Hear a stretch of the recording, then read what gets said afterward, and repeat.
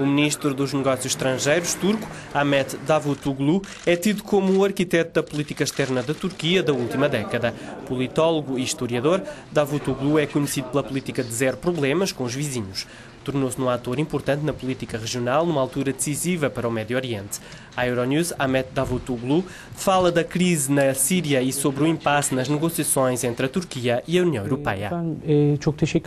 A Síria mantém-se um tema quente e a crise no país prolonga-se. O plano de Kofi Annan concedeu mais tempo ao regime de Bashar al-Assad. Por outro lado, existem planos para unirem a oposição síria. Todas estas medidas exigem mais tempo. Caso esta crise prolongue, a Turquia pode ver-se em apuros. A criação de uma zona de contenção está também em cima da mesa. Claro que se a crise continuar, não é só a Turquia que fica em apuros, mas toda a região, pois a localização geopolítica da Síria é crítica. O país tem uma interatividade muito estreita com os países vizinhos. É um vizinho muito importante da Turquia. Qualquer tensão proveniente da Síria pode afetar todos os países circundantes.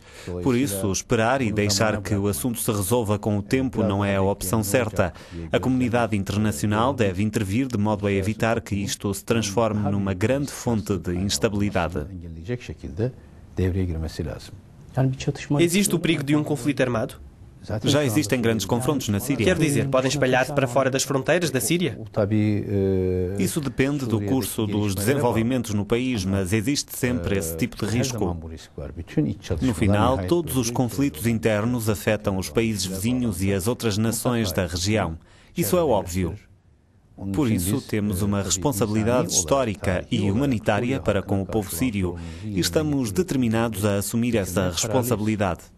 Estamos também determinados a realizar isso com a comunidade internacional.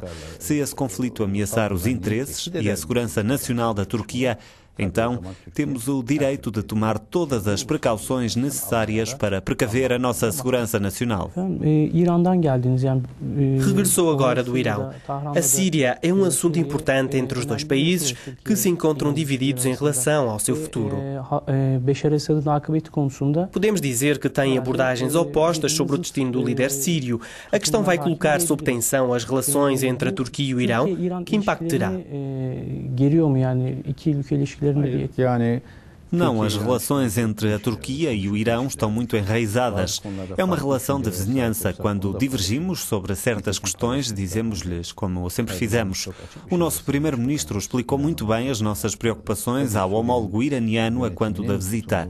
Claro que temos algumas divergências sobre a postura do governo sírio e do seu futuro. Estamos em contacto permanente com o Irão de modo a superarmos esses problemas. A Síria é um país contíguo à Turquia e a Turquia está, em primeiro lugar, preocupada com os desenvolvimentos na Síria. É importante que a comunidade internacional perceba a nossa posição. E a questão da União Europeia? Parece ter saído da agenda turca. Claro que isso se deve também a fatores externos. Parece que as relações entre a UE e a Turquia irão ficar congeladas quando o Chipre presidir a União. Qual é a sua previsão sobre as relações entre a União Europeia e a Turquia?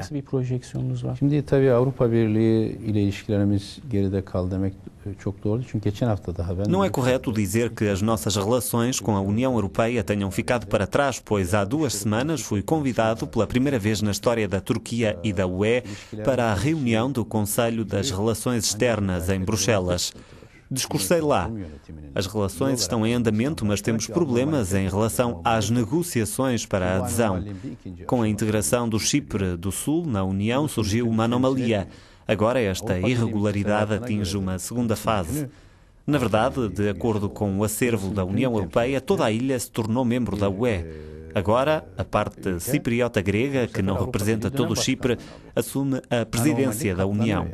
Assim, a irregularidade persiste. Esta é a fraqueza da UE.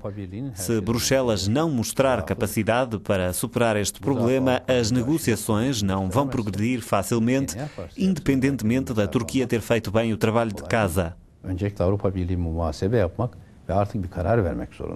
Em primeiro lugar, a União Europeia tem de se questionar e de tomar uma decisão.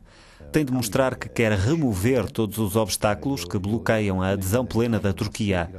Se a UE quer transformar-se numa potência global em termos geográficos e culturais, tendo uma base geopolítica e económica dinâmica e culturalmente inclusiva, então a adesão da Turquia é obrigatória.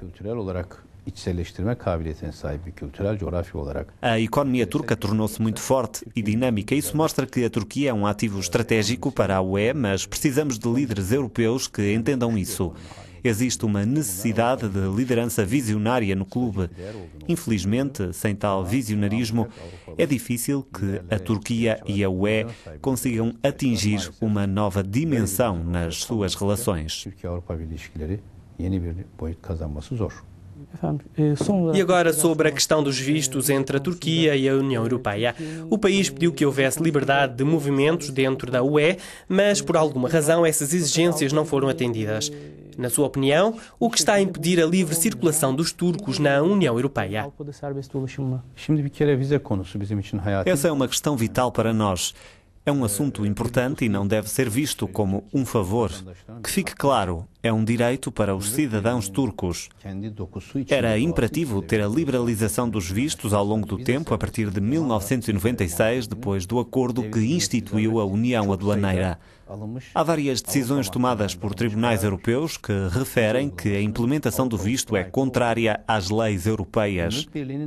A lógica do acordo que institui a União Aduaneira e as decisões dos tribunais europeus demonstram que a implementação do visto é ilegal.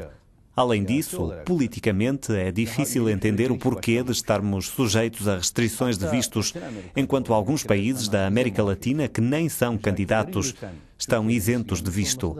Não é uma atitude legítima. Apesar das promessas para suavizar os regulamentos, alguns países europeus dizem que se opuseram. Mas quando temos conversações bilaterais com esses mesmos países que se opuseram ao levantamento dos vistos, eles desmentem estar contra a livre circulação dos turcos na União Europeia. A Comissão dos Assuntos Internos da UE vai reunir-se a 26 de abril. Esperamos aí fazer progressos em relação a essa questão.